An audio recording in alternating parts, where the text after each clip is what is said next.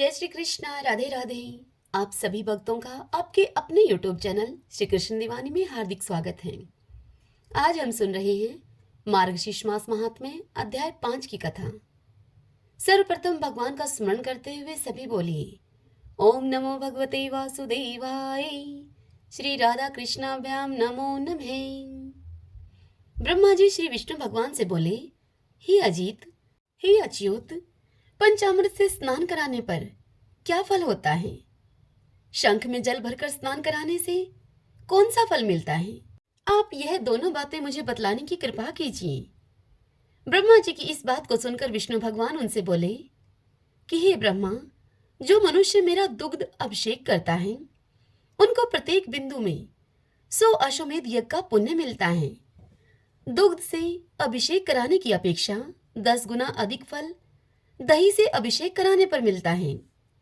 दही से 10 गुना अधिक फल घी से अभिषेक करने पर मिलता है और घी से 10 गुना अधिक फल शहद से अभिषेक करने पर मिलता है और शहद से भी 10 गुना अधिक फल चीनी अर्थात शर्करा से अभिषेक करने पर मिलता है और मंत्र पढ़कर गंध पुष्प जल चढ़ाने से सबसे अधिक फल मिलता है।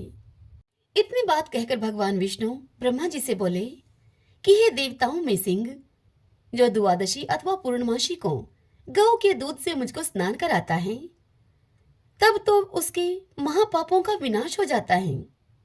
जैसे दूध से दही घी आदि पदार्थों की उत्पत्ति कही है, इसी प्रकार से दूध स्नान से शेष समस्त कामनाओं की सिद्धि होती है।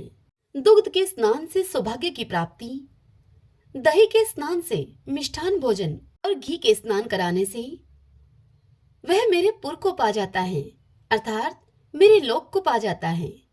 मार्गशीर्ष मास में जो शहद से स्नान कराता है मुझे, वह स्वर्ग सुख भोग कर फिर से इस लोक में आकर राजा की तरह जीवन व्यतीत करता है।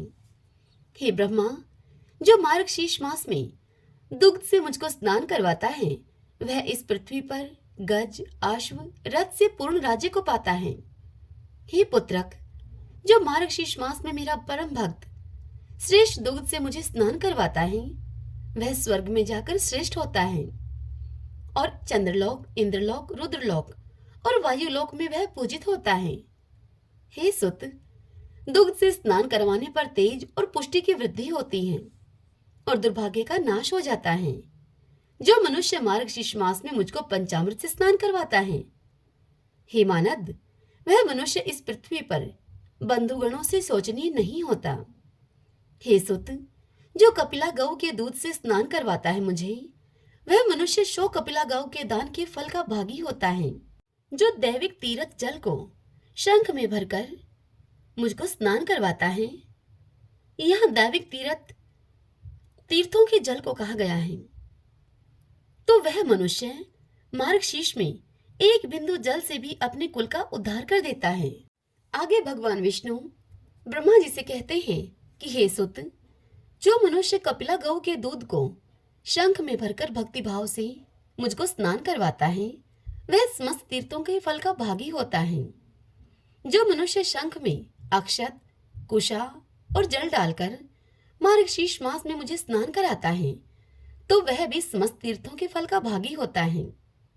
जो भगवान को मार्गशीर्ष मास में 8 बार शंख जल से भक्ति पूर्वक स्नान कराता है वह श्रेष्ठ हो जाता है और मेरे लोक में वह पूजित होता है। हे सुत, जो 16 बार शंख जल से मुझे स्नान कराता है वह पापों से मुक्त हो जाता है और स्वर्ग में जाकर वह पूजित होता है। जो मनुष्य 24 बार शंख जल से मुझे स्नान करवाता है वह इंद्रलोक में जाकर चिरकाल तक वहां वास करता है और बाद में इस पृथ्वी पर आकर राजा बनता है। जो मार्गशीर्ष मास में 108 बार शंख जल से मुझे स्नान कराता है, मनुष्य प्रत्येक शंख में 16 मासा स्वर्ण के तुल्य दान का भागी होता है। जो भक्त पुरुष मार्गशीर्ष मास में शंख ध्वनि करके मुझे स्नान कराता है उसके पितर उस समय ही स्वर्ग में प्रतिष्ठित हो जाते हैं। जो मनुष्य 1008 बार शंख जल से मुझे स्नान कराता है वह सपरिवार महाप्रलय पर्यंत मुक्ति फल का भागी बनता है। हे सुरश्रेष्ठ ब्रह्मा, जो नित्य शंख जल से मुझे स्नान कराता है वह नित्य गंगा स्नान के फल का भागी होता है और देवताओं के समान आनंद करता है। हे सुत, जो मनुष्य नमो नारायण इस मंत्र को पढ़कर शंख के जल से मुझे स्नान कराता है वह समस्त पापों से मुक्त हो जाता है। जो शंख में तिल और पादोदक अर्थात चरण जल को रखकर वैष्णव महात्मा जनों को देता है वह चंद्रायण व्रत के फल का भागी होता है। नदी, तालाब, कुआं और बावड़ी के भी जल को शंख में रखने से सब गंगाजल बन जाता है। जो वैष्णव मेरे चरण जल को शंख में लेकर नित्य सिर से धारण करता है वह तपस्वियों में श्रेष्ठ मुनि है। हे सुत, त्रिलोक में जितने तीर्थ हैं वे सब तीर्थ इस लोक में मेरी आशा से शंख में वास करते हैं, इसलिए शंख श्रेष्ठ कहा गया है। जो वैष्णव मार्ग शीश मास में जल भरकर शंख को हाथ में लेकर इन मंत्रों से मुझे स्नान कराता है उस पर मैं प्रसन्न होता हूँ। शंख के आदि भाग में चंद्रमा देवता, शंख के कुक्षी अर्थात कोक में वरुण देवता, शंख के पृष्ठ भाग में प्रजापति देवता और शंख के अगर भाग में गंगा तथा सरस्वती वास करती हैं। जो मनुष्य इन देवताओं का नाम लेकर मुझे बिना आलस्य किए बिना स्नान कराता है उसके पुण्य की संख्या करने में देवता भी असमर्थ हैं। हे देवेश, जिसने मेरे सामने पुष्प, जल, अक्षत से युक्त शंख का पूजन किया हो उसके घर में सर्वत्र मुख वाली लक्ष्मी का वास होता है। जो शंख को चंदन से पूर्ण करके मेरा भजन करता है तो मुझे 100 वर्ष के लिए परम आनंद होता है। जो शंख में जल, पुष्प, अक्षत रखकर मुझे अर्घ्य देता है उसको अनंत पुण्य होता है, अर्थात उसको अनंत पुण्य मिलता है। जो शंख में अर्घ्य को लेकर मेरी प्रदक्षिणा करता है तो उस प्रदक्षिणा से सप्त द्वीप के सहित पृथ्वी की प्रदक्षिणा हो जाती है। जो वैष्णव भक्त मेरे मस्तक पर शंख का जल घुमाकर उस जल से अपने घर को सींचता है तो उसके घर में कुछ अशुभ नहीं होता है। जो मेरे चरण जल को शंख में भरकर अपने सिर में लगाता है तो उसकी मानसिक चिंता दूर होकर न गलानी होती है और न ही किसी प्रकार का उसे भय होता है। शंख जल को सिर पर देखकर ग्रह, राक्षस, कुष्मांड, पिशाच, सर्प और दानव ये सभी 10 दिशाओं में भाग जाते हैं। जो उच्च स्वर से वाद बजाकर और मांगलिक गीत गाकर भक्ति भाव से मुझे स्नान कराता है वह अवश्य ही जीवन मुक्त हो जाता है। श्रीमन नारायण नारायण हरि हरि, भजमन नारायण नारायण हरि हरि। श्री भगवान देवी लक्ष्मी से कहते हैं कि हे प्रिय, जनस्थान में एक जड़ नाम का ब्राह्मण रहता था जो कि कौशिक वंश में उत्पन्न हुआ था। उसने अपना जातीय धर्म छोड़कर बनिए की वृत्ति में अपने मन को लगाया। उसे पराई स्त्रियों के साथ व्यभिचार करने का बड़ा ही व्यसन पड़ गया था। वह सदा जुआ खेलता, शराब पीता और शिकार खेलकर जीवों की हिंसा किया करता था। इसी प्रकार उसका समय बीत रहा था। धन नष्ट हो जाने पर वह व्यापार के लिए बहुत दूर उत्तर दिशा की ओर चला गया। वहां से धन कमाकर वह घर की ओर लौटा। बहुत दूर का रास्ता उसने तय कर लिया था। एक दिन सूर्यास्त हो जाने पर जब दसों दिशाओं में अंधकार फैल गया तब एक वृक्ष के नीचे उसे लुटेरों ने घेर लिया और उसके शीघ्र ही प्राण ले लिए। उसके धर्म का लोप हो गया था, इसीलिए अब वह बड़ा ही भयानक प्रेत हुआ। उसका पुत्र बड़ा धर्मात्मा और वेदों का विद्वान था। उसने अब तक पिता के लौट आने की राह देखी। जब वे नहीं आए तब उनका पता लगाने के लिए वह स्वयं भी घर छोड़कर चल दिया। अब वह पुत्र प्रतिदिन अपने पिता की खोज करता, मगर राहगीरों से पूछने पर भी उसे उनका कुछ समाचार नहीं मिलता था। फिर एक दिन एक मनुष्य से उसकी भेंट हुई जो कि उसके पिता का सहायक था। उससे सारा हाल जानकर उसने पिता की मृत्यु पर बड़ा ही शोक किया। वह पुत्र बड़ा बुद्धिमान था। बहुत कुछ सोच विचार करके पिता का पारलौकिक कर्म करने की इच्छा से आवश्यक सामग्री साथ में लेकर उसने काशी जाने का विचार किया। अब मार्ग में 7-8 मुकाम डालकर वह 9वें दिन उसी वृक्ष के नीचे जा पहुंचा जहां पर उसके पिता मारे गए थे। उस स्थान पर उसने संध्या उपासना की और गीता के तीसरे अध्याय का पाठ किया। इसी समय आकाश में बड़ी भयानक आवाज हुई। उसने अपने पिता को भयंकर आकार में देखा। फिर तुरंत ही अपने सामने आकाश में उसे एक सुंदर विमान दिखाई दिया, जो कि महान तेज से व्याप्त था। उसमें अनेकों क्षुद्र घंटिकाएं लगी थीं। उसके तेज से समस्त दिशाएं आलोकित हो रही थीं। यह दृश्य देखकर उसके चित्त की व्यग्रता अब दूर हो गई। उसने विमान पर अपने पिता को दिव्य रूप धारण किए हुए विराजमान देखा। उनके शरीर पर पीतांबर शोभा पा रहा था और मुनिजन उनकी स्तुति कर रहे थे। उन्हें देखते ही पुत्र ने उनको प्रणाम किया। तब पिता ने भी उसे आशीर्वाद दिया। तत्पश्चात उसने पिता से यह सारा वृतांत पूछा। उसके उत्तर में पिता ने सभी बातें बताकर अपने पुत्र से इस प्रकार कहना आरंभ किया। उसने कहा कि बेटा, 10 वर्ष मेरे निकट गीता के तृतीय अध्याय का पाठ करके तुमने इस शरीर के द्वारा किए हुए दुस्तज्य कर्म बंधन से मुझे छुड़ा दिया है। अतः अब तुम घर को लौट जाओ, क्योंकि जिसके लिए तुम काशी जा रहे थे वह प्रयोजन इस समय तृतीय अध्याय के पाठ करने से ही सिद्ध हो गया है।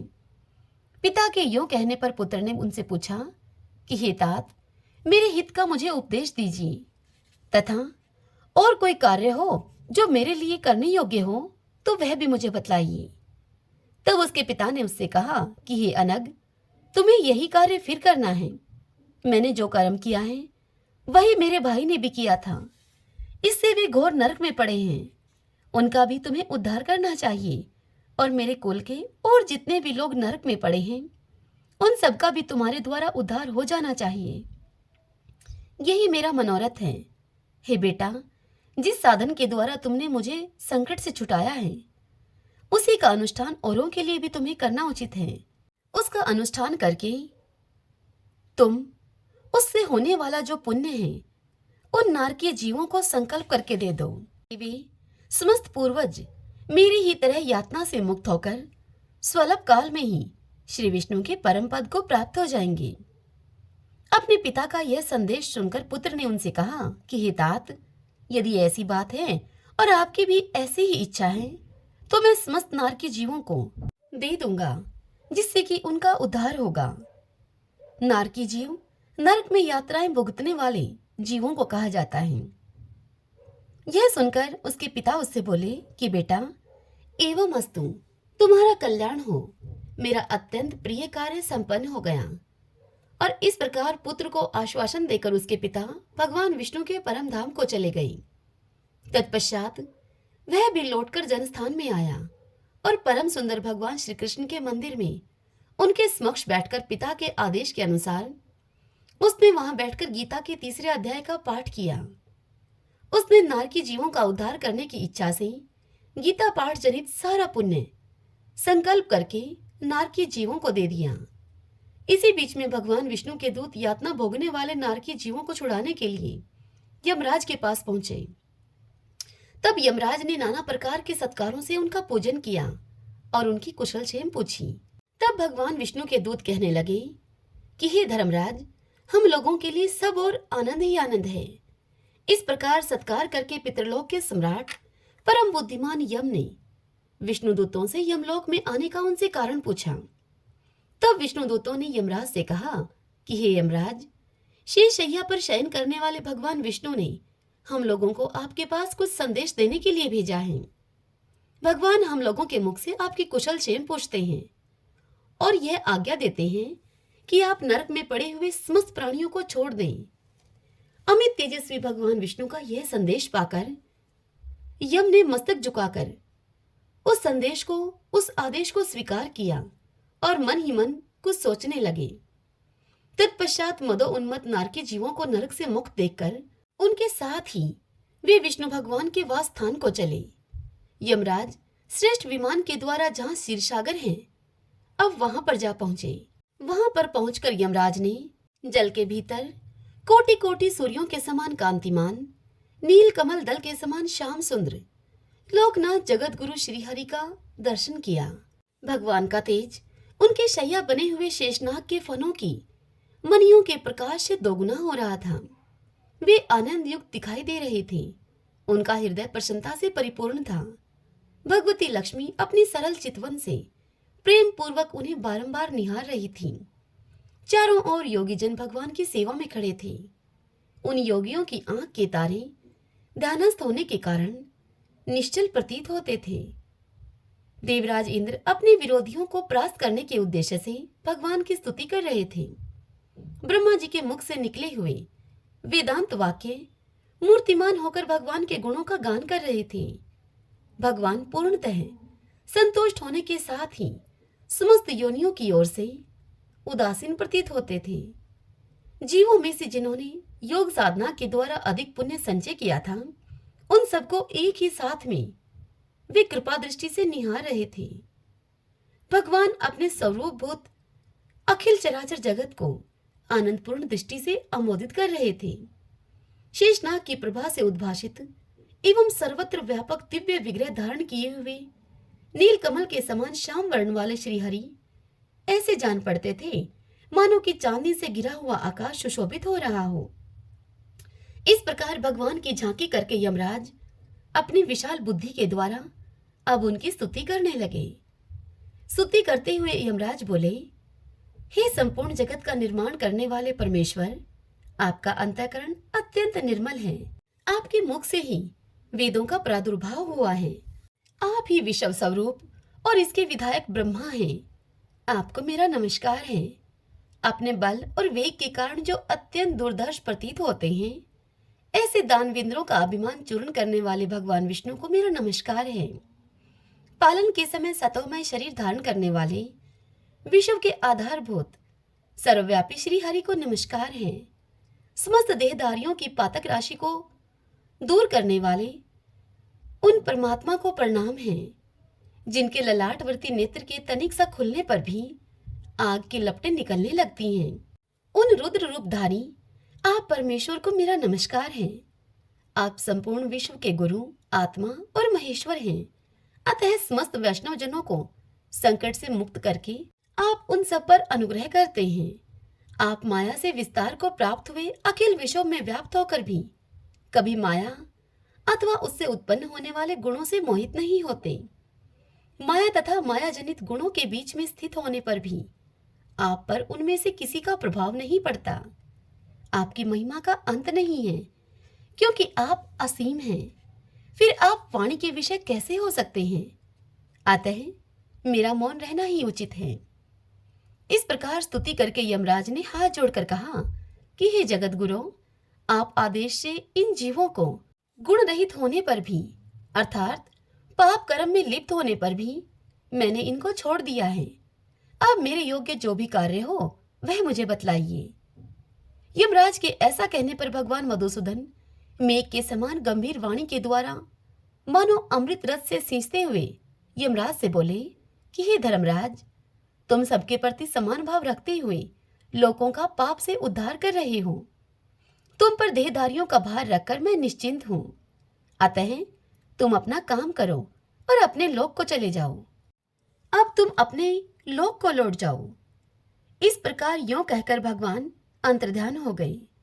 यमराज भी अपनी पुरी को लौट आए तथा वह ब्राह्मण अपनी जाति और समस्त नारकी जीवों का नरक से उद्धार करके स्वयं भी श्रेष्ठ विमान पर आरूढ़ होकर विष्णु धाम को चला गया। श्रीमन नारायण नारायण हरि हरि, भजमन नारायण नारायण हरि हरि। अब हम गजेंद्र मोक्ष की कथा सुनेंगे, जिसे मार्गशीर्ष मास में सुनने का विशेष महत्व बताया गया है।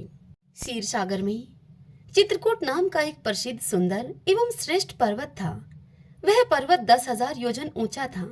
उसकी लंबाई चौड़ाई भी चारों ओर इतनी ही थी। उसके चांदी और लोहे तथा सोने के 3 शिखरों की छटा से समुद्र, दिशाएं और आकाश जगमगाते रहते थे। और भी उसके कितने ही शिखर ऐसे थे जो रत्नों और धातुओं की रंग बिरंगी छटा को दिखाते हुए सभी दिशाओं को प्रकाशित कर रहे थे। उनमें विविध जाति के वृक्ष, लताएं और झाड़ियां थीं। झरनों की झरझर से वह गुंजायमान होता रहता था। सब ओर से समुद्र की लहरें आ आकर उस पर्वत से टकराती और उस समय उस पर्वत के निचले हिस्से से जब वह टकराती तो वह लहरें ऐसी जान पड़ती मानो कि वे पर्वतराज के पांव पखार रही हूँ। उस पर्वत के हरे पन्ने के पत्थरों से वहां की भूमि ऐसी सांवली हो गई थी जैसे कि उस पर हरी भरी दूब लग रही हो। दूब घास को कहा जाता है। भगतजनों, यह कथा हम श्रीमद् भागवत महापुराण से सुन रहे हैं। तो इस कथा को सुनते समय यदि आप अपनी आंखें बंद करके यह कथा सुनेंगे तो आपको अधिक आनंद आएगा। आगे की कथा सुनते हैं। उसके कंदराओं में सिद्ध, चारण, गंधर्व, विद्याधर, नाग, किन्नर और अप्सराएं आदि विहार करने के लिए प्राय बने ही रहते थे। जब उसके संगीत की ध्वनि चट्टानों से टकराकर गुफाओं में प्रतिध्वनित होने लगती थी, तब बड़े बड़े गर्वीले सिंह उसे दूसरे सिंह की ध्वनि समझकर सह न पाते और अपनी गर्जना से उसे दबा देने के लिए और जोर से गर्जने लगते थे। उस पर्वत की तलहटी तरह तरह के जंगली जानवरों के झुंडों से सुशोभित रहती थी। अनेकों प्रकार के वृक्षों से भरे हुए देवताओं के उद्यान में सुंदर सुंदर पक्षी मधुर कंठ से चहकते रहते थे। उस पर बहुत सी नदियां और सरोवर भी थे। उनका जल बड़ा ही निर्मल था। उनके पुलीन पर मणियों की बालू चमकती रहती थी। उनमें देवांगनाएं स्नान करती थीं, जिससे कि उनका जल अत्यंत सुगंधित हो जाता था। उसकी सुरभि लेकर भीनी भीनी वायु चलती रहती थी। पर्वतराज तिरकोट की तराई में भगवत प्रेमी महात्मा भगवान वरुण का एक उद्यान था। उद्यान बगीचे को कहते हैं। उसका नाम था ऋतुमान। उसमें देवांगनाएं क्रीड़ा करती रहती थी। उसमें सब और ऐसे दिव्य वृक्ष शोभायमान थे जो सदा ही फलों और फूलों से लदे रहते थे। उस उद्यान में मंदार, पारिजात, गुलाब, अशोक, चंपा, तरह तरह के आम, प्रियाल, कटहल, आमड़ा, सुपारी, नारियल, खजूर, बिजोरा, महुआ, साखू, ताड़, तमाल, असन, अर्जुन, रीठा, गुल्लर, पाकड़, बरगद, पलास, चंदन, नीम, कचनार, साल, देवदारू, दाख, ईख, केला, जामुन, बेर, रुद्राक्ष, हरे, हरर, आंवला, बेल, कैथ, नींबू और बिलावे आदि के वृक्ष सदा ही लहराते रहते थे। उस उद्यान में एक बड़ा भारी सरोवर था। उस सरोवर में सुनहले कमल खिल रहे थे और भी विविध जाति के कुमुद, उत्पल, कलहार, शतदल आदि कमलों की अनूठी छटा छिटक रही थी। मत वाले भौरे वहां गुंजार कर रहे थे। मनोहर पक्षी वहां कलरव कर रहे थे। हंस, कारंडव, चक्रवाक और सारस दल के दल वहां भरे हुए थे। पनडुब्बी, बतख और पपीहे कूज रहे थे। मछली और कछुओं के चलने से कमल के फूल हिल जाते थे, जिससे कि उनका पराग झड़कर जल को सुंदर और सुगंधित बना देता था। कदम, बेन, नरकुल, कदमलता, बेन आदि वृक्षों से वह सरोवर घिरा हुआ था। उस पर्वत के घोर जंगल में बहुत सी हथनियों के साथ एक गजेंद्र वहां निवास करता था। वह बड़े बड़े शक्तिशाली हाथियों का सरदार था। एक दिन वह उसी पर्वत पर अपनी हथनियों के साथ कांटे वाले कीचक, बांस, पेद, बड़ी बड़ी झाड़ियों और पेड़ों को रौंदता हुआ वहां घूम रहा था। उसकी गंध मात्र से सिंह, हाथी, बाघ, गैंडे आदि सिंह, हिंसक जंतु, नाग और काले गोरे, शरव और चमरी गाय आदि यह सब डरकर भाग जाया करते थे। और उसकी कृपा से भेड़िए, सुअर, भैंसे, रीछ, लंगूर तथा कुत्ते, बंदर, हिरण और खरगोश आदि क्षुद्र जीव सब कहीं निर्भय विचरते रहते थे। उसके पीछे पीछे हाथियों के छोटे छोटे बच्चे दौड़ रहे थे। बड़े बड़े हाथी और हथनियां भी उसे घेरे हुए चल रही थीं। उसकी धमक से पहाड़ एक बरगी कांप उठता था। उसके गंड स्थल से टपकते हुए मद का पान करने के लिए साथ साथ उसके भौरे उड़ते जा रहे थे। मद के कारण उसके नेत्र विवल हो रहे थे। बड़े जोर की धूप थी। इस कारण से उसे और उसके साथियों को अब प्यास सताने लगी। उस समय दूर से ही कमल के पराग से सुवासित वायु की गंध सूंघकर वह उसी सरोवर की ओर चल पड़ा, जिसकी शीतलता और सुगंध लेकर वायु आ रही थी। थोड़ी ही देर में वेग से चलकर वह सरोवर के तट पर जा पहुंचा। उस सरोवर का जल अत्यंत निर्मल और अमृत के समान मधुर था। सुनहले और अरुण कमलों की केसर से वह जल महक रहा था। गजेंद्र ने पहले तो उसमें घुसकर अपनी सूंड से उठा उठा जी भर करके जल पिया और फिर उस जल में स्नान करके अपनी थकान मिटाई। गजेंद्र ग्रस्त पुरुषों की भांति मोहग्रस्त होकर अपनी सूंड से जल की फुहारें छोड़ छोड़कर साथ की हथनियों और बच्चों को नहलाने लगा और उनके मुंह में अपनी सूंड डालकर उन्हें जल पिलाने लगा। भगवान की माया से मोहित हुआ गजेंद्र उन्मत्त हो रहा था उस बेचारे को इस बात का पता ही नहीं था कि मेरे सिर पर बहुत बड़ी विपत्ति मंडरा रही है। गजेंद्र जिस समय इतना उन्मत्त हो रहा था, उसी समय प्रारब्ध की प्रेरणा से एक बलवान ग्रह ने, ग्रह मगरमच्छ को कहा जाता है, उस ग्रह ने क्रोध में भरकर गजेंद्र का पैर पकड़ लिया। इस प्रकार अकस्मात विपत्ति में पड़कर उस बलवान गजेंद्र ने अपनी शक्ति के अनुसार अपने को छुड़ाने की बड़ी चेष्टा की, किंतु छुड़ा न सका। अब दूसरे हाथी हाथनियां और उनके बच्चों ने देखा कि उनके स्वामी को बलवान ग्रह बड़े वेग से खींच रहा है और वे बहुत घबरा रहे हैं। यह देखकर उन्हें बड़ा दुख हुआ। वे बड़ी विकलता से चिंघाड़ने लगे। बहुतों ने उसे सहायता पहुंचाकर जल से बाहर निकाल लेना चाहा, परंतु इसमें भी वे असमर्थ ही रहे। गजेंद्र और ग्रह अपनी अपनी पूरी शक्ति लगाकर आपस में भिड़े हुए थे। कभी गजेंद्र ग्रह को बाहर खींच लाता तो कभी ग्रह गजेंद्र को भीतर खींच ले जाता।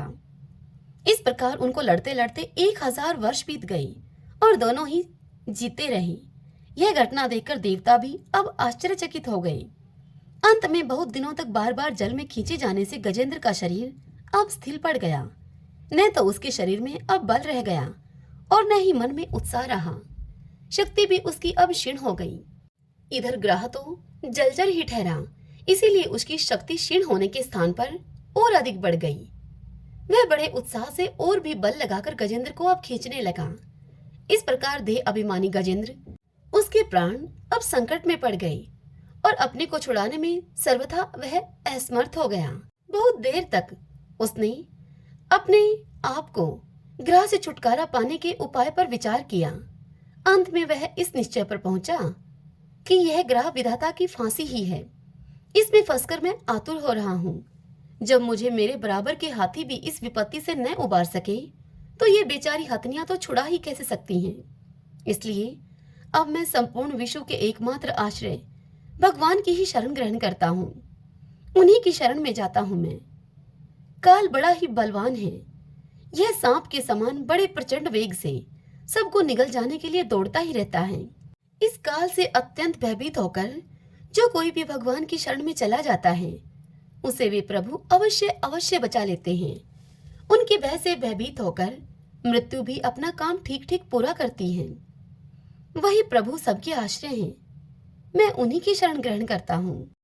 अपनी बुद्धि से ऐसा निश्चय करके गजेंद्र ने अपने मन को अपने हृदय में एकाग्र किया और फिर पूर्व जन्म में सीखे हुए श्रेष्ठ स्तोत्र के जप के द्वारा भगवान की वह स्तुति करने लगा।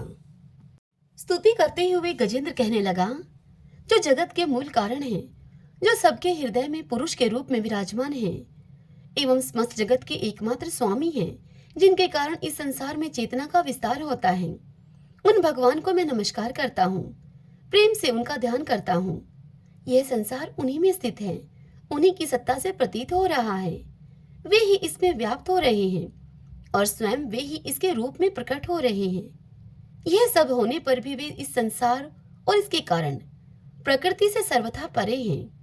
उन स्वयं प्रकाश स्वयं सिद्ध सतात्मक भगवान की मैं शरण ग्रहण करता हूँ। यह विश्व प्रपंच उन्हीं की माया से उनमें अधस्थ है। यह कभी प्रतीत होता है तो कभी प्रतीत नहीं होता, परंतु उनकी दृष्टि ज्यों की त्यों एक सी रहती है। वे इसके साक्षी हैं और उन दोनों को ही देखते रहते हैं। वे सबके मूल हैं और अपने मूल भी वही हैं। कोई दूसरा उनका कारण नहीं है। वे ही समस्त कार्य और कारणों से अतीत प्रभु मेरी रक्षा करें। प्रलय के समय लोक लोकपाल और इन सब के कारण संपूर्ण रूप से नष्ट हो जाते हैं। उस समय केवल अत्यंत घना और गहरा अंधकार ही अंधकार रहता है, परंतु अनंत परमात्मा उससे सर्वथा परे विराजमान रहते हैं। वे ही प्रभु मेरी रक्षा करें। उनकी लीलाओं का रहस्य जानना बहुत ही कठिन है। वे नट की भांति अनेकों वेश धारण करते हैं। उनके वास्तविक स्वरूप को न तो देवता जानते हैं और न ऋषि ही। फिर दूसरा ऐसा कौन प्राणी है जो वहां तक जा सके और उसका वर्णन कर सके।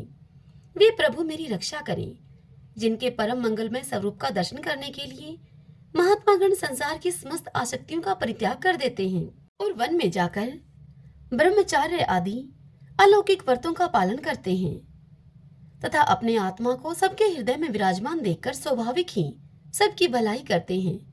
वे ही मुनियों के सर्वस्व भगवान मेरे सहायक हैं, वे ही मेरी गति हैं। न उनके जन्म कर्म है और न नाम रूप, फिर उनके संबंध में गुण और दोष की तो कल्पना ही कैसे की जा सकती है। फिर भी विश्व की सृष्टि और संहार करने के लिए समय समय पर वे उन्हें अपनी माया से स्वीकार करते हैं।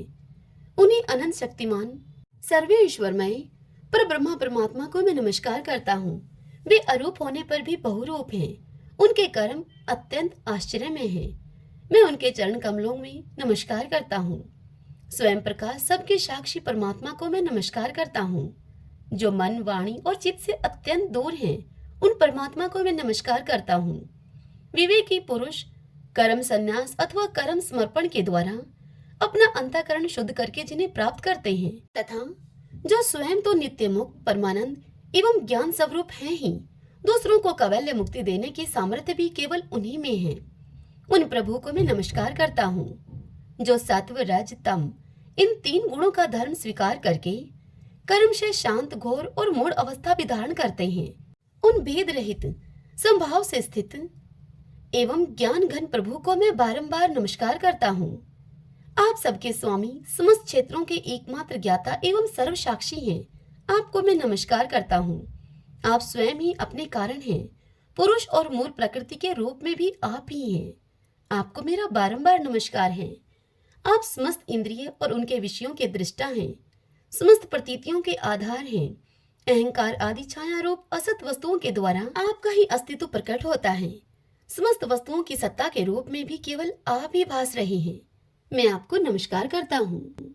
आप सबके मूल कारण हैं। आपका कोई कारण नहीं है तथा कारण होने पर भी आप में विकार या परिणाम नहीं होता, इसीलिए आप अनोखे कारण हैं। आपको मेरा बारंबार नमस्कार है। जैसे ही समस्त नदी झरने आदि का परम आश्रय समुद्र है, वैसे ही आप समस्त वेद और शास्त्रों के परम तात्पर्य हैं। आप मोक्ष स्वरूप हैं और समस्त संत आपकी ही शरण ग्रहण करते हैं। अतः आपको मैं नमस्कार करता हूँ। जैसे यज्ञ की काष्ठ अरणी में अग्नि गुप्त रहती है, वैसे ही अपने अपने ज्ञान को गुणों की माया से आपने ढक रखा है। गुणों में शोभ होने पर उनके द्वारा विविध प्रकार की सृष्टि रचना का आप संकल्प करते हैं। जो लोग कर्म संन्यास अथवा कर्म समर्पण के द्वारा आत्म तत्व की भावना करके वेद शास्त्रों से ऊपर उठ जाते हैं, उनके आत्मा के रूप में आप स्वयं ही प्रकाशित हो जाते हैं। आपको मैं नमस्कार करता हूँ। जैसे कोई दयालु पुरुष फंदे में पड़े हुए पशु का बंधन काट दे, वैसे ही आप मेरे जैसे शरणागतों की फांसी काट देते हैं। आप नित्य मुक्त हैं, परम करुणामय हैं और भक्तों का कल्याण करने में आप कभी आलस्य नहीं करते।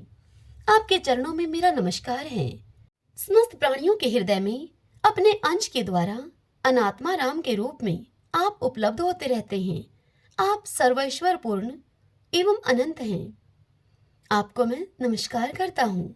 जो लोग शरीर पुत्र गुरुजन ग्रह संपत्ति और स्वजनों में आसक्त हैं, उन्हें आपकी प्राप्ति अत्यंत कठिन है, क्योंकि आप स्वयं गुणों की आसक्ति से रहित हैं।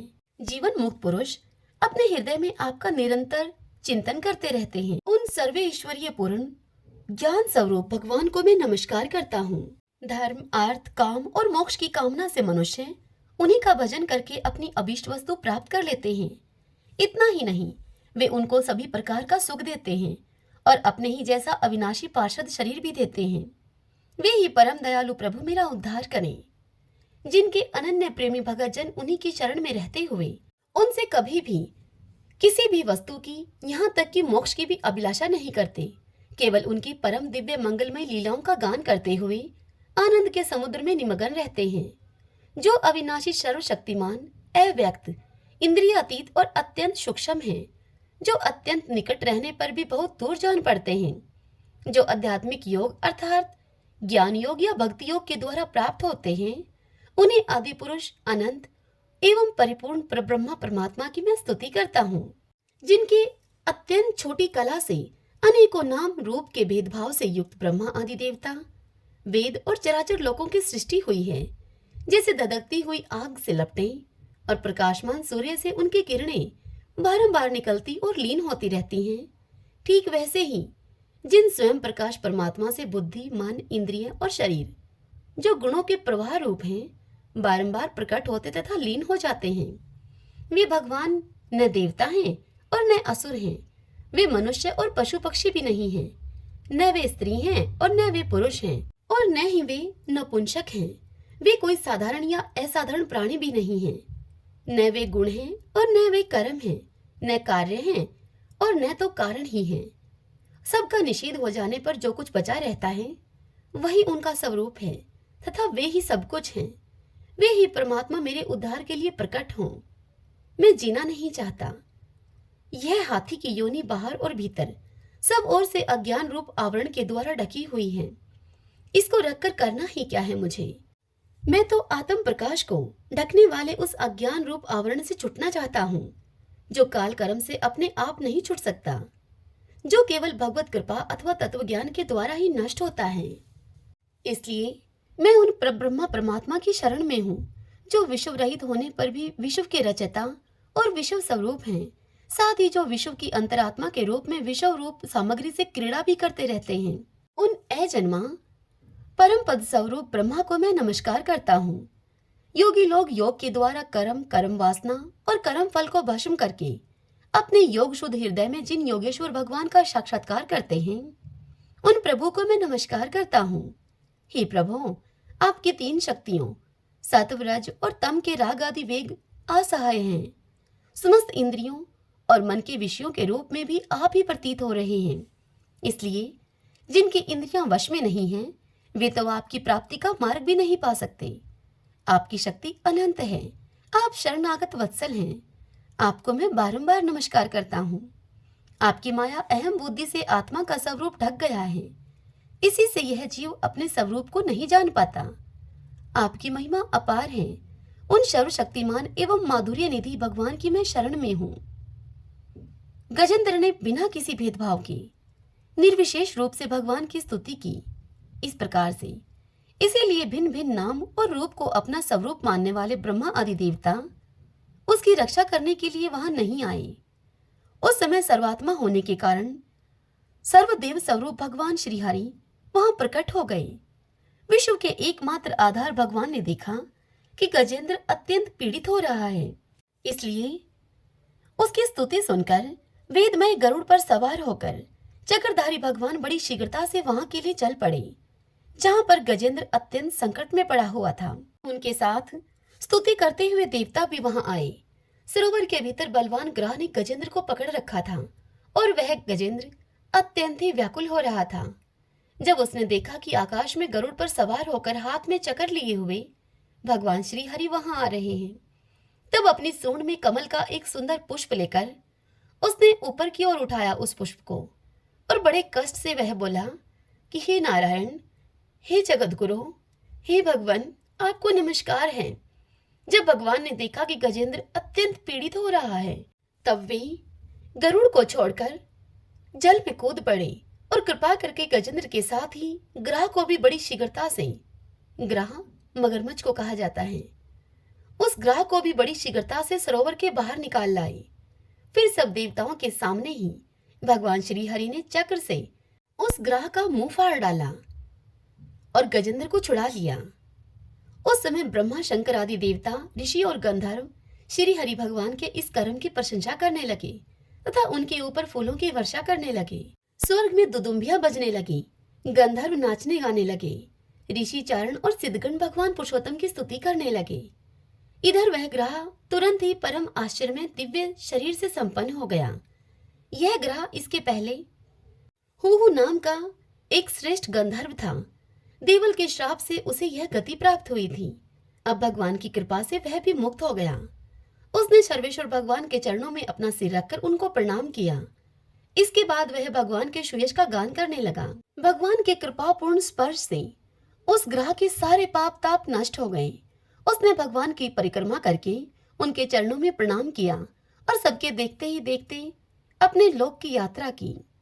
गजेंद्र भी भगवान का स्पर्श प्राप्त होते ही अज्ञान के बंधन से मुक्त हो गया। उसे भगवान का ही रूप प्राप्त हो गया। वह पीतांबरधारी एवं चतुर्भुज बन गया। गजेंद्र पूर्व जन्म में द्रविड़ देश का पांड्य वंशी राजा था। उसका नाम था इंद्रधुमन। वह भगवान का एक श्रेष्ठ उपासक एवं अत्यंत यशस्वी था। भगतजनों, गजेंद्र मोक्ष की इससे आगे की कथा कल हम अगले अध्याय में सुनेंगे। श्रीमन नारायण नारायण हरि हरि, भजमन नारायण नारायण हरि हरि। एक ब्राह्मण था, वह पूजा पाठ करने जा रहा था। रास्ते में शनिश्चर महाराज उसे मिले। वह ब्राह्मण उनसे बोला कि कहाँ जा रहे हो? तब शनिश्चर बोले कि मैं तो राजा के लगने जा रहा हूं, राजा को शनि की दशा लगेगी अब। यह सुनकर ब्राह्मण बोला कि राजा के लगोगे तो सारी प्रजा दुखी होगी, तुम ऐसा करो, तुम मेरे लग जाओ। यह सुनकर ब्राह्मण से शनिश्चर बोले कि कितने समय के लिए लगूं? तब वह ब्राह्मण बोला कि 7 साल की नहीं, 5 साल के लिए भी नहीं, 2.5 साल के लिए भी नहीं, 1.25 साल की भी मुझसे नहीं ओटी जाएगी तुम्हारी दशा, इसलिए तुम मुझे 1.25 पहर के लिए लग जाओ, उस समय को मैं ओट लूंगा। अब नदी के किनारे वह ब्राह्मण जाकर बैठ गया। आसन बिछाकर वह पूजा पाठ करने लगा। ओम नमो भगवते वासुदेवाय 5 बार कहकर अब वह माला फेरने लगा। नदी में 2 मतीरे बहे जा रहे थे। मतीरे एक फल का नाम होता है। उसने निकाल के वह दोनों मतीरे अपने घुटने के नीचे रख लिए। अब थोड़े ही समय के पश्चात वह मतीरे राजा के लड़कों के सिर बन गए। एक आदमी ने देखा कि उस ब्राह्मण ने राजा के लड़कों के सिर काट कर अपने घुटनों के नीचे रखे हैं। उस व्यक्ति को अचंभित हुआ देखकर ब्राह्मण समझ गया कि यह शनि की दशा के कारण हो रहा है। तब ब्राह्मण ने कहा कि यह 2 मतीरे हैं, तुम गलत मत समझना, किसी से कुछ भी मत कहना, मुझे शनि की दशा लग रही है। अब उसने 1 से कही, 2 से कही और यह बात सारी नगरी भर में फैल गई। राजा ने तब यह आदेश दिया कि ब्राह्मण को सूली पे चढ़ा दो। जब सूली सोने की घड़वाई गई ब्राह्मण को चढ़ाने के लिए, तब वह टूट गई। चांदी की घड़वाई तो वह भी टूट गई, तांबे की घड़वाई तो वो भी टूट गई। जो भी सूली उस ब्राह्मण को चढ़ाने के लिए घड़वाई गई वह सब टूट जाए। इतनी ही देर में 1.25 पहर पूरा हो गया। राजा के लड़के खेलते खेलते महल में आ गए। अपने राजकुमारों को देखकर रानी बोली राजा से कि महाराज, अब तक तो ब्राह्मण को सूली पर चढ़ा दिया होगा, अब हमारा पाप कैसे उतरेगा? तब राजा बोला रानी से कि जाके देखो। देखा तो ब्राह्मण पाठ पूजा करने में लग रहा है। तब राजा ने ब्राह्मण से कहा कि ब्राह्मण, तुम कौन सा ज्ञान विज्ञान जानते हो? तब ब्राह्मण बोला, महाराज, मैं तो कुछ भी नहीं जानता। मैं तो रास्ते में पूजा पाठ करने के लिए जा रहा था, तो तभी रास्ते में मुझे शनिश्चर महाराज मिले। मैंने उनसे यूं ही पूछ लिया कि कहाँ जा रहे हो। तब उसने मुझे बताया कि मैं राजा के लगने जा रहा हूं। तब मैंने शनिश्चर देव से कहा कि तुम अगर राजा के लगोगे तो सारी प्रजा दुखी होगी, तुम मेरे लग जाओ। तब शनिश्चर ने मुझसे पूछा कि कितने समय के लिए लगूं। तब मैंने शनिश्चर देव से कहा कि तुम्हारी 7 साल की दशा मुझसे नहीं ओटी जाएगी, ना ही 5 साल की, ना ही 2.5 साल की, ना ही 1.25 साल की मैं ओट सकता हूँ। तुम ऐसा करो, राजा के स्थान पर तुम मेरे 1.25 पहर के लिए लग जाओ। हे महाराज, इस प्रकार से मैंने शनिश्चर महाराज की 1.25 पहर की दशा ओट ली। 1.25 पहर में शनिश्चर ने मुझे ऐसे रंग दिखाए। सारी बात सुनकर राजा कहने लगा कि तुम्हारी यह दशा कैसे उतरे। तब वह ब्राह्मण बोला कि सोने चांदी का दान, तांबा लोहे का दान, पीतल का दान राजा तो कर दे, किंतु गरीब कहाँ से और कैसे कर दे? यह तो बड़े दान हैं, लेकिन हाँ, गरीब गुड़ की डाली और तेल की प्याली डकैत को दे दे।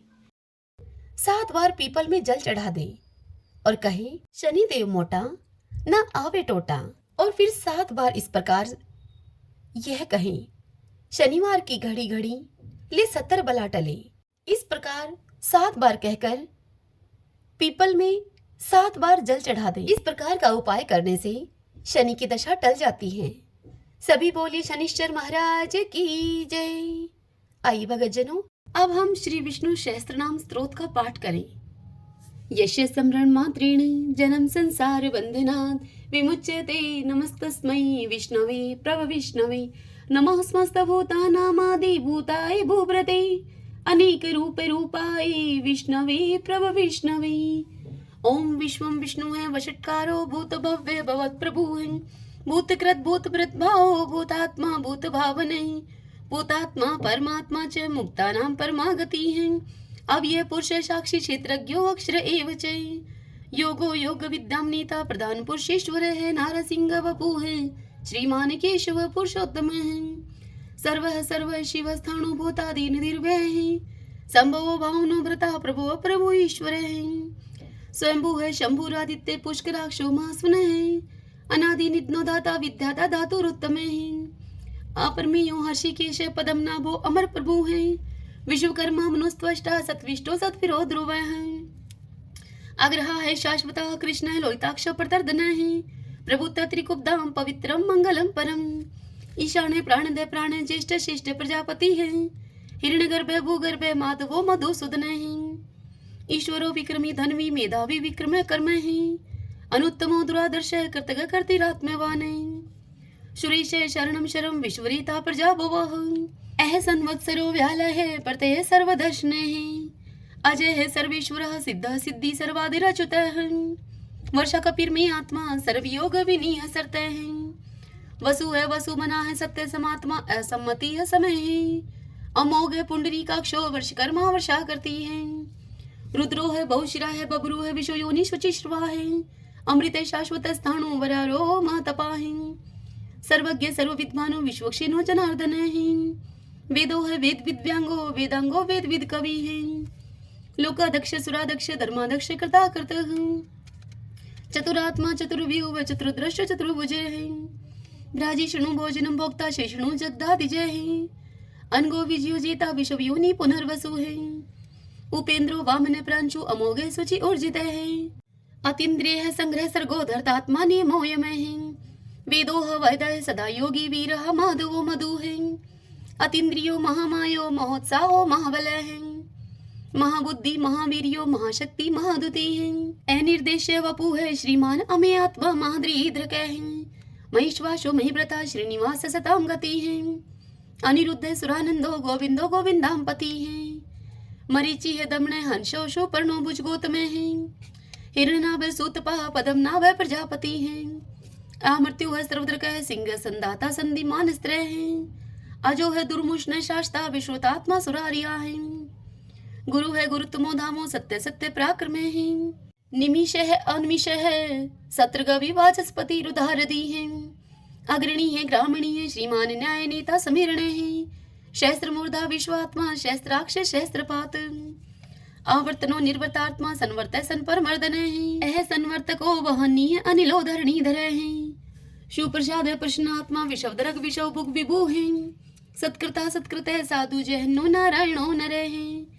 असंख्यो अपरमे आत्मा विशिष्ट शिष्टकृत सूचि है सिद्धार्थ है सिद्धि संकल्प है सिद्धि दय सिद्धि साधन है वर्षाई वर्षभो विष्णु वर्ष परवा वर्षोदर है वर्धनो वर्धमान है विविक्त श्रुति सागर है सुभजो दुर्द्रो वाग्मी महेंद्रो वसुधो वसु है नीक रूप व्रत रूप है सिप विष्टि प्रकाश ने है ओजस्ते जो दूती दर प्रकाशात्मा प्रताप ने है रिद्ध स्पष्ट अक्षरो मंत्र चंद्राशो भास्कर धोती है अमृतम शुद्ध भानु शशबिंदु सुरेश्वर है औषधम जगत सेतु सत्य धर्म पराक्रम है भूत भव्य भवननाथ है पवन पावनो अनलय है काम काम कृतकांत है काम है काम प्रदय प्रभु है युगाधिकृत युगावर्तो नेकमायो महाशन है अदृश्य अव्यक्त रूप शस्त्रजित अनंत जित है इष्टो अवशिष्ट शिष्टेष्ट शिखंडी नवशो वर्ष है क्रोध क्रोध कृत करता विश्वबाहु महीधर है अच्युत प्रतित प्राण है प्राण दो वासवानुज है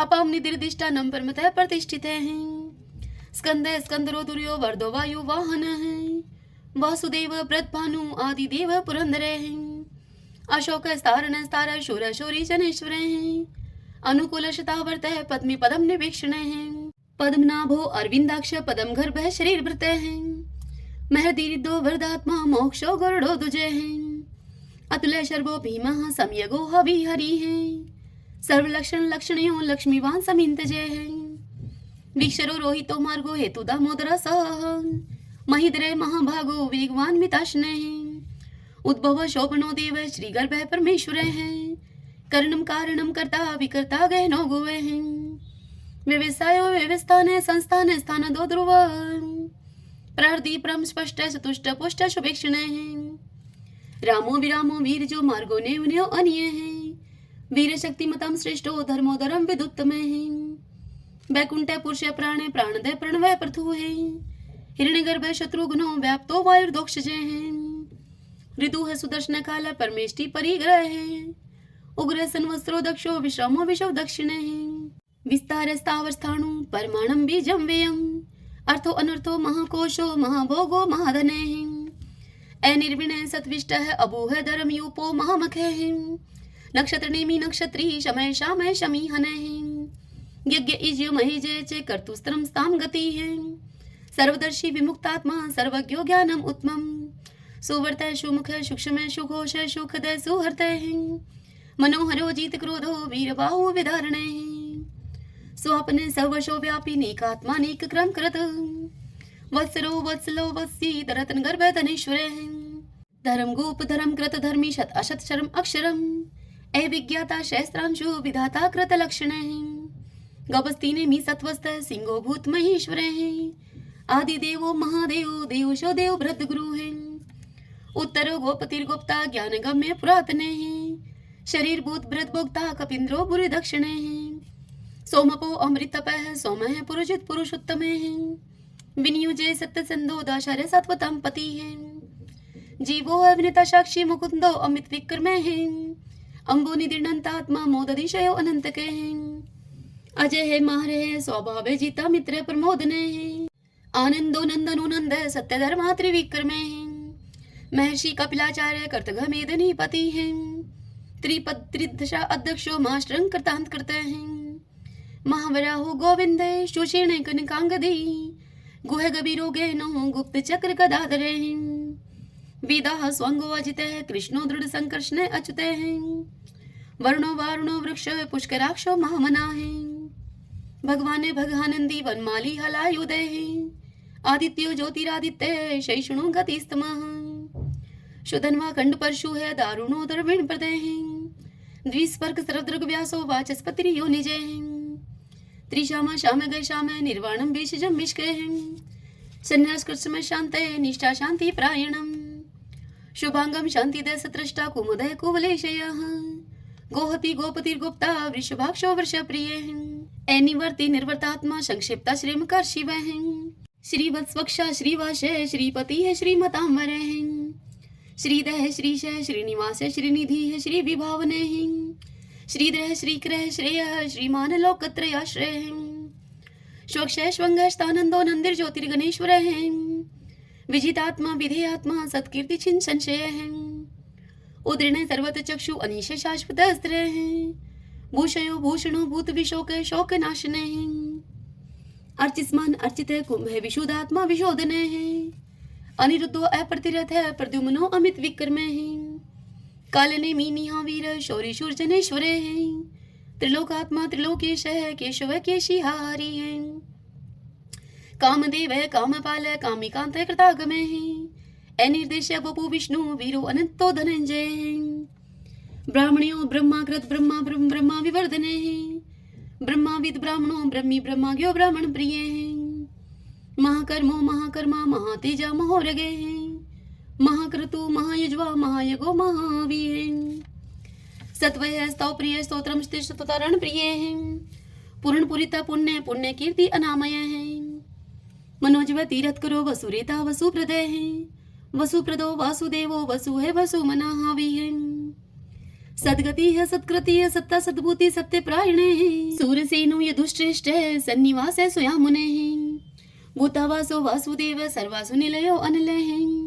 दृपः दृप्तो दृप्तो दुर्दुरो अपराजित विश्वमूर्ति महामूर्ति दीप्तमूर्ति अमूर्तिमान अनेक मूर्ति अव्यक्त है शतमूर्ति शतानन एकोनेक स्वः किमि तत्पद अनुत्तमम् लोकबंधु लोकनाथो माधवो भक्त वत्सल सुवर्ण वर्णो हेमांगो व्रांग चंदनांगदी वीरहा विश्व शून्यो गर्ताशी अचल चल एमानी मन दो मानो लोक स्वामी त्रिलोक द्रक सुमेधा मेध जो धन्य सत्य मेधा धराधर तेजो वृषो दुतिधर सर्वशस्त्र प्रथाम्बर प्रग्रो निग्रो व्यग्रो नेक श्रृंगो गदागर जय हैं। चतुर्मूर्ति चतुर्बाहु चतुर्व्यूह चतुर्गति हैं।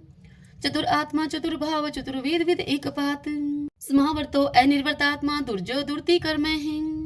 दुर्लभो दुर्गमो दुर्गो दुरावासो दुरारिया हैं।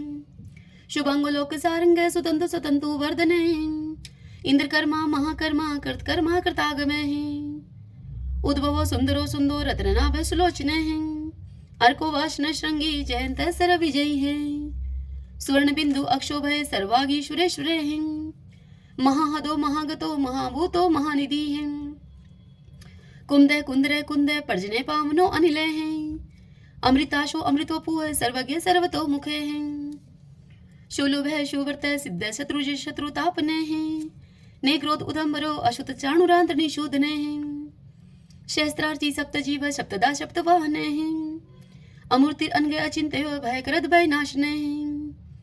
अणुः व्रतः कृशः स्थूलः गुणवृत निर्गुणे महाने हैं। ऐद्रते सवद्रते श्वासे प्रागवंशो वंशवर्धने हैं। भारव्रत कथिते योगी योगीश सर्व कामदे हैं। आश्रम शर्मण श्याम सुपर्णो वायु वाहन हैं। धनुर्धरो धनुर्वेदो दंडो दमिता दमय हैं। अपराजित सर्वशहो नियंता नियमो अयमय हैं। सत्ववान सात्विकः सत्य सत्य धर्म प्रायण हैं। अभिप्राय प्रियारो अर्ह प्रियकृत प्रतिवर्धने हैं। विहाय सगति ज्योति है सुरुचि उद्भुग विभु है। रवि विरोचन सूर्य है सविता रवि लोचन है। अनंत हूत भूत भोक्ता सुख दो नेक जो अग्रजय है। अनिवृण सदामर्षि लोकधिष्ठानम अद्भुत है। सनात सनातन तमय कपिल है कपिर पे है। स्वस्ति स्वस्ति कृत स्वस्ति स्वस्ति बुक स्वस्ति दक्षिण है। एरुद्र कुंडली चक्री विक्रम उचित शासन है।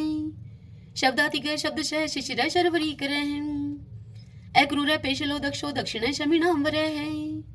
विदुत्मा विद्भय पुण्य शर्वण कीर्तन है। उत्तारणो दुष्कृति पुनोदश पन्नाशने हैं। वीरहा रक्षण संतो जीवन प्रिय वस्थित हैं। अनंत रूप अनंत श्री जीत वन्यो व्यापय। चतुरस्रो गभीरात्मा विदिशो व्याधीशो दिशे हैं। अनादिर्पूर्व लक्ष्मी सुवीरो रुचिरांग है। जननो जन जन्मादि भीमो भीम पराक्रमे हैं। आधार नीलो ऐधाता पुष्पहाश प्रजागरे हैं। उद्रवग सत्पथाचार्य प्राणदय प्रणवय पणे हैं। परमाणम प्राण नील्य है प्राणवृत प्राण जीवन है। ततुम तत्विदेकात्मा जन्म मृत्यु जराति गए हैं। पूर्व स्वस्तरुस्तार सविता पर पितामह हैं। यज्ञो यज्ञपति रेजवा यज्ञांगो यज्ञ वाहन हैं। यज्ञ व्रत यज्ञ ग्रत यज्ञ यज्ञ भुग यज्ञ साधने हैं। यज्ञांत गुहाम अन्नम अन्नाद एवच। आत्मयोनि समझातो वेखान साम गायन है। देवकी नंदन सृष्टा शितश पाप नाशन है। शंख व्रत नंद की चक्री शारंग धनवा कदाधर है। रथांग पाणी अक्षोभ सर्व पर हरणायुधे हैं। सर्व पर हरणायुधे ओम नमः इति। विष्णु भगवान की जय। ओम नमो भगवते वासुदेवाय। आइए भगतजनों, अब हम श्री कृष्ण चालीसा और भगवान श्री कृष्ण की आरती करेंगे। तदंतर भगवान के नाम का संकीर्तन करते हुए इस कथा का समापन करेंगे। बंशी शोभित कर मधुर नील जलद तन श्याम। अरुण अधर जनु बिंब फल नैन कमल अभिराम। पूर्ण इंद्र अरविंद मुख पीतांबर शुभ साज। जय मन मोहन मदन छवि कृष्ण चंद्र महाराज। जय यदुनंदन जय जगवंदन जय वसुदेव देव की नंदन। जय यशोदा सुत नंद दुलारे। जय प्रभु भक्तन के दृगतारे। जय नट नागर नाथ नथैया कृष्ण कन्हैया धेनु चरैया। पुनि नख पर प्रभु गिरिवर धारो आओ दीनन कष्ट निवारो। बंसी मधुर अधर धर टेरी होवे पूर्ण विनय यह मेरी। आओ हरि पुनि माखन चाखो आओ लाज भगत की राखो। गोल कपोल चिबुक अरुणारे मृदु मुस्कान मोहिनी डारे। रंजित राजीव नैन विशाला मोर मुकुट वजयंती माला। कुंडल श्रवण पीत पट आछे कटिकिं कणिका छन काछे। नील जलज सुंदर तनु सोहै छवि लखी सुर नर मुनि मोहै। मस्तक तिलक अलक घुंघराले आओ कृष्ण बांसुरी वाले, करी पय पान पुत नहीं तारयो, अका बका का गा सुर मारयो। मधुवन जलत अग्नि जब ज्वाला, भय शीतल लखत ही नंद लाला। सुरपति जब ब्रज चढ़यो रिसाई, मूसरधार वारी वर्षाई। लगत लगत ब्रज चहन बहायो, गोवर्धन नख धारी पचायो। लखी यशोदा मन भ्रम अधिकाई, मुख में जो धन भुवन दिखाई। दुष्ट कंस अति उधम बचायो, कोटि कमल जब फूल मंगायो। नाथी काल यहीं तब तुम लीने, चरण चिन्ह दे निर्भय कीने। करी गोपिन संग रास विलासा, सबकी पूर्ण करी अभिलाषा। केतक महा असुर सहारियो, कंस ही केश पकड़ दई मारियो। मातु पिता की बंदी छुड़ाई, उग्र सेन कह राज दिलाई। मही से मृतक छहुं सुत लायो, मातु देव की शोक मिटायो। बोमासुर मुर दैत्य सहारी, लाए शट दस कुमारी। दे भीम ही तुण चीर सहारा, जरा सिंधु राक्षस कह मारा। असुर बकासुर आदिक मारयो, भक्तन के तब कष्ट निवार्यो। दीन सुदामा के दुख टारयो, तंदुल तीन मुट्ठी मुख डारयो। प्रेम के साग विदुर घर मांगे, दुर्योधन के मेवा त्यागे। लखी प्रेम की महिमा भारी, ऐसे श्याम दीन हितकारी। मारत के पारथ रथ हाके, लिए चक्र कर नहीं बल थाके। निज गीता के ज्ञान सुनाए, भक्त हृदय सुधा बरसाए। मीरा थी ऐसी मत वाली, विष पी गई बजा करके ताली। राणा भेजा सांप पिटारी, शाली ग्राम बने बनवारी। निज माया तुम विध ही दिखायो, उरते संशय शकल मिटायो। तब शत निंदा करी तत्काला, जीवन मुक्त भयो शिशुपाला। जब ही द्रौपदी टेर लगाई, दीनानाथ लाज अब जाई। तुरत ही बसन बने नंद लाला, बड़े चीर भय अरि मुँह काला। अस अनाथ के नाथ कन्हैया, डूबत भवर बचावत नैया। सुंदर दास आस उरधारी, दया दृष्टि कीजे बनवारी। नाथ सकल मम कुमति निवारो, क्षमहु वेगी अपराध हमारो। खोलो पट अब दर्शन दीजिए, बोलो कृष्ण कन्हैया की जय। बोलो कृष्ण कन्हैया की जय। यह चालीसा कृष्ण का पाठ करे उरधारी, अष्ट सिद्धि नवनिधि फल लह पदार्थ चारी। लह पदार्थ चारी। ओम श्री कृष्णाय नमो नमः। आइए अब हम श्री कृष्ण भगवान की आरती करते हैं। आरती युगल किशोर की जय, राधे तन मन धन निछावर की जय। रवि शशि कोटि बदन की शोभा, ताहि निरख मेरो मन लोभा। गोर श्याम मुख निरखत राजै, प्रभु को रूप नैन भर पीजे। कंचन थार कपूर की बाती, हरियाए निर्मल भई छाती। फूलन की सीज फूलन की माला, रत्न सिंहासन बैठे नंद लाला। मोर मुकुट मुरली कर सोहे, नटवर वेश देख मन मोहे। ओढ़ो नील पीत पट सारी, कुंज बिहारी गिरवरधारी। श्री पुरुषोत्तम गिरवरधारी, आरती करत सकल ब्रज नारी। नंद नंदन वर्ष भानु किशोरी, परमानंद स्वामी अविचल जोरी। सभी बोलिए श्री कृष्ण भगवान की जय। तो आइए भगवान के इन नामों को 5 बार बोलते हुए संकीर्तन करते हैं।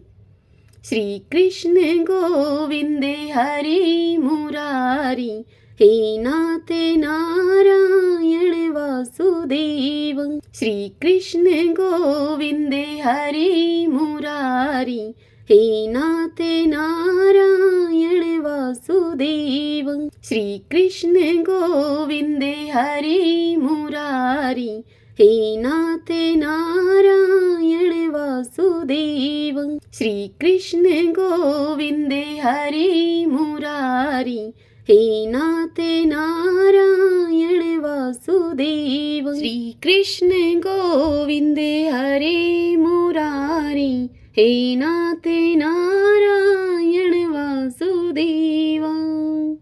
सभी बोलिए विष्णु भगवान की जय। श्री राधा कृष्णाभ्याम नमो नमः। भक्तजनों, आज की यह कथा आपको कैसी लगी? यदि आपको यह कथा उपयोगी लगी हो तो इस वीडियो को आप लाइक करें और कमेंट बॉक्स में जय श्री कृष्णा लिखिए। और यदि आप हमारे चैनल पर पहली बार आए हैं तो आप हमारे इस चैनल श्री कृष्ण दीवानी को सब्सक्राइब कर लीजिए। बेल आइकन के बटन को भी प्रेस कर लीजिएगा ताकि आपको आने वाले सभी वीडियोस की जानकारी सबसे पहले उपलब्ध हो सके। हरे कृष्णा।